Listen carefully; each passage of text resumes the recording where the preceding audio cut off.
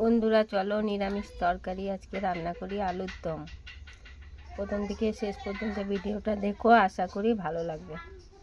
বন্ধুরা আজ নিরামিষ আলুর দম রান্না করি। দেখো আলুগুলো আমি সিদ্ধ করে নিয়েছি, সিদ্ধ করে ছাড়িয়ে নিয়েছি। আর এই দেখো কড়াইতে তেল গরম করে শুকনো লঙ্কা আর জিরা তেজপাতা দিয়ে দিয়েছি, ফুটে উঠেছে, ফোড়নটা ভাজা ভাজা হয়ে গেছে। এবার দিয়ে দেবো সিদ্ধ করে রাখা আলু। আর শনিবার নিরামিষ আলুর দম রান্না করবো। প্রত্যেক দিন ডাল ডাল ভালো লাগে না নিরামিষে, মাঝে মাঝে এইরকম আলুর তরকারি করে দেখবে, খুব ভালো লাগে খেতে। ভিডিওটা শেষ পর্যন্ত দেখার অনুরোধ রইল সবার।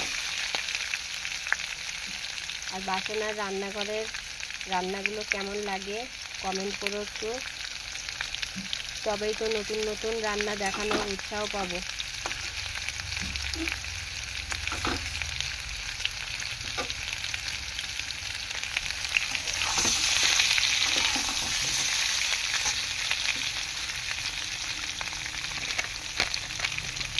এবার দিয়ে দিচ্ছি হলুদ,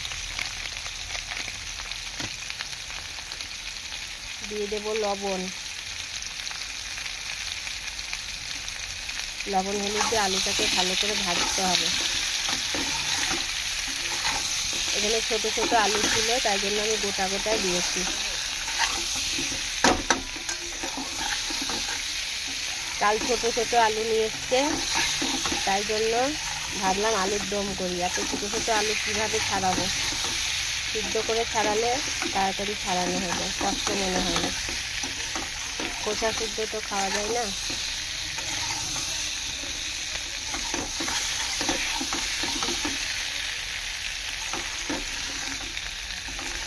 একটু ভালো করে আলুটা ভেজে নিয়ে মশলা দিয়ে দেবো।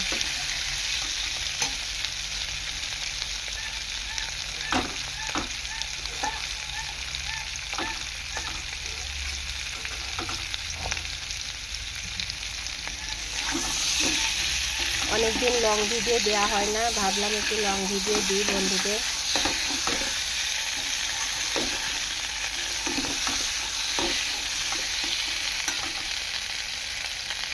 এবার দিয়ে দেবো মশলা, আদা, কাঁচা লঙ্কা, টমেটো, কাশ্মীরি গুঁড়ো, জিরের গুঁড়ো বেটে রেখেছিলাম।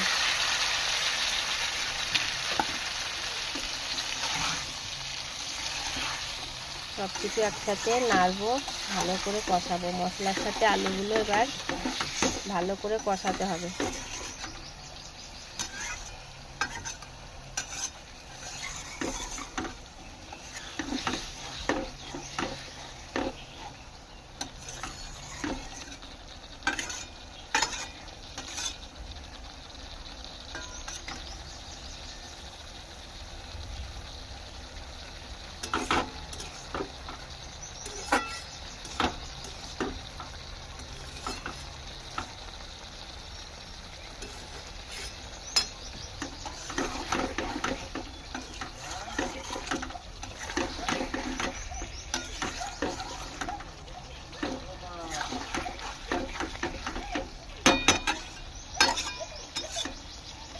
এবার ভালো করে কষে নিয়ে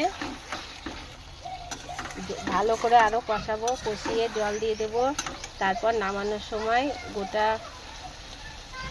গরম মশলার গুঁড়ো দেবো আর ভাজা জিরের গুঁড়ো দিয়ে নামিয়ে নেব। ভিডিওটা অনেক বড় হয়ে যাচ্ছে, ওই জন্য এখানেই শেষ করে দিচ্ছি।